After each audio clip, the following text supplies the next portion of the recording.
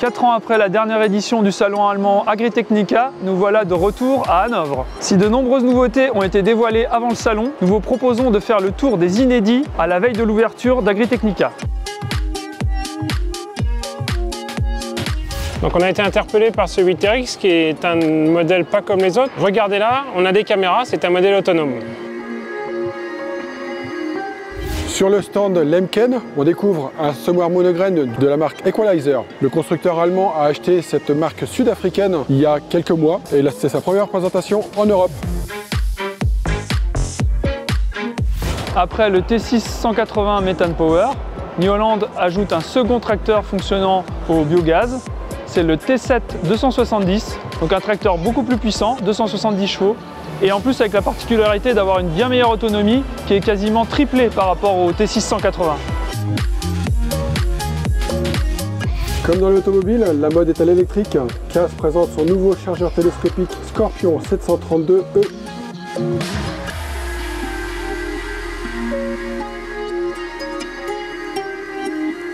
Après Claas, voici Merlot qui présente un concept de télescopique électrique de forte capacité. C'est un 43.7. Nous sommes devant le scalper rotatif de la marque allemande Fordisk. Il est plutôt original car il utilise des disques rotatifs animés par des moteurs hydrauliques. Il est capable de travailler à 1 cm de profondeur et du fait qu'il soit rotatif, on évite les bourrages.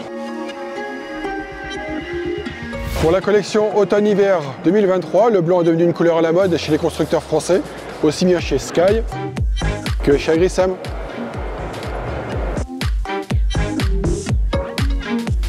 On découvre une bineuse inédite chez Carré avec un système de réglage électrique grâce à 2 vérins qui permettent de faire varier la profondeur de travail et l'inclinaison de la dent.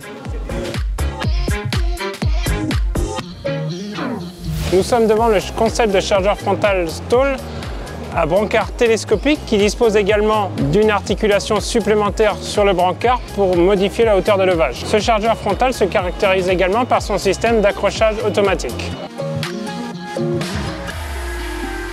Avec son semoir Solus, Horsch travaille sur la précision d'implantation des céréales. C'est un semoir monograine avec un écartement de 22 cm et demi.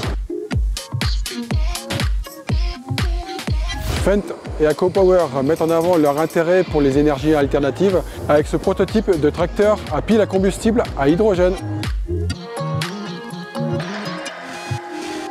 Le porte-outil Nexat fait sa première apparition sur un salon. Pour rappel, ce porte-outil peut embarquer un module pour la moisson, un module pour la pulvérisation et également un semoir fourni par Waderstadt. Casiage présente ses Axial Flow de la série 60, des machines qui embarquent beaucoup d'automatisme et qui accèdent en option à des capteurs qui analysent le volume de récolte devant la barre de coupe et qui permettent d'éviter les pics de charge. On finit ce tour des inédits d'Agritechnica avec un robot Made in France. C'est le robot de chez Nayo, le robot Orio, qui dans cette configuration embarque un épandeur d'engrais pneumatique fourni par Rao, qui est le fournisseur des épandeurs d'engrais Kuhn.